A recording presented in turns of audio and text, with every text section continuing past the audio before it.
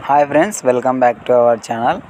అమావాస్య రోజున గణపతి అనుగ్రహం పొంది మనం ఏదైనా పని పట్టుకున్నట్టు అవ్వాలంటే గణపతి అనుగ్రహం అనేది ఖచ్చితంగా కావాలి. కాబట్టి అమావాస్య రోజున మనకు ఆయనకి ఇష్టమైన పదార్థం ఒకటి నీళ్ళల్లో వేసుకొని స్నానం చేయడం వల్ల గణపతి ప్రసన్నమయ్యి ఆయన అనుగ్రహం మన పైన ఉంటుందన్నమాట. ఆయన అనుగ్రహం మన పైన ఉండడం వల్ల మనం ఎలాంటి పని పట్టుకున్నా కూడా ఎలాంటి సమస్య లేకుండా, విఘ్నాలు లేకుండా నిర్విఘ్నంగా పనులు అనేది విజయవంతం అవుతాయన్నమాట.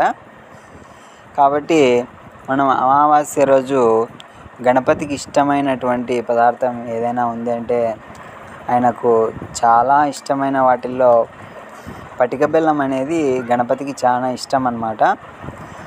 అట్లాంటి ఆ పటిక బెల్లాన్ని మనం అమావాస్య రోజున మనం స్నానం చేసే నీటిలో పటిక బెల్లాన్ని వేసి ఆ నీటితో మనం స్నానం చేసినట్లయితే గణపతి దేవుడు అనేది ప్రసన్నమయ్యి మనకు ఆయన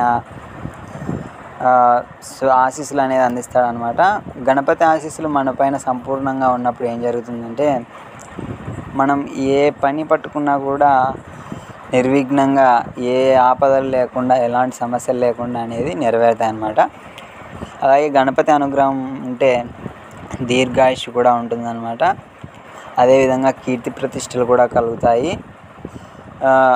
అందువలన మీరు ఈ అమావాస్య రోజున మీరు స్నానం చేసే నీటిలో పటిక బెల్లాన్ని అనేది నీటిలో వేసి స్నానం చేయండి.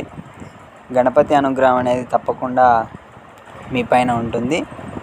గణపతి అనుగ్రహం వల్ల మీకు ఆయురారోగ్యాలు అన్నీ కలగాలని మనస్ఫూర్తిగా కోరుకుంటున్నాను. వీడియో నచ్చితే లైక్ చేయండి. Thanks for watching this video.